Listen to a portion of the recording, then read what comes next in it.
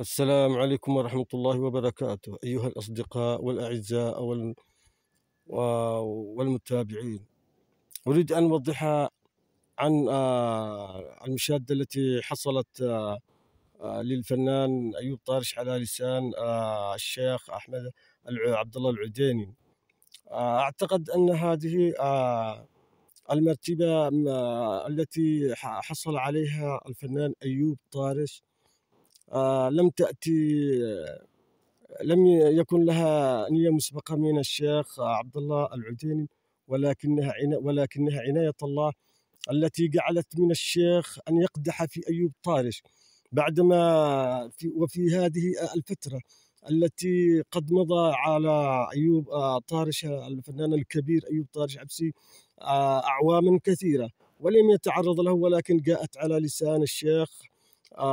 عبد الله العديني، مما جعل الناس يحبون هذا الفنان الكبير حبا كبيرا، ولفتوا إلى ما صنع من مجد للوطن من الأناشيد ومن الأناشيد الحماسية ومن الزراعية والفنية والتي اشتغل بها أيوب طارش عبسي. فأجد التواصل الاجتماعي منشغل بحب أيوب طارش، وأجد التيك توك أيضا منشغل، وكذلك الناس في الشارع وفي كل المقايل وفي كل مكان يتحدثون عن أيوب، خاصة بعدما جاءت 2011 ظهر هناك فنانين يقلدون الحماسية ومن الزوامل ومن جميع الذين يريدون أن يبدعوا ويذكروا تاريخ أيوب طارش وحبه وحب الشعب في قلوب الناس. ولكن أيوب طارش تجددت له هذه المحبة وتجدد العطاء له، وعاد الناس شغفون بهذا التراث وبهذا العطاء الذي قدمه أيوب طارش. فأجد أن أيوب طارش قد رجع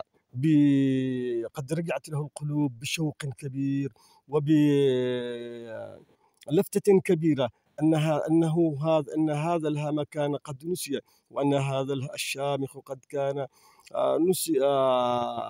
تعامس عليه الناس، وأنها رصيد هذا الوطني الكبير قد غفل عليه الناس. ولكن عناية الله سبحانه وتعالى قد رتب له على لسان الشيخ عبد الله العديني. أعتقد أن هذه مرتبة قد أوعز إليها الله سبحانه وتعالى لهذا الرجل الوطني الغيور الشريف، وهو في بيته الذي لم يصنع بالوطن شيئا، ولم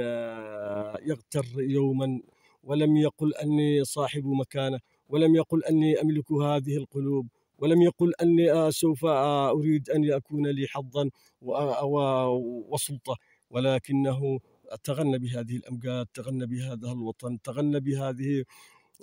الزراعة، تغنى بهذا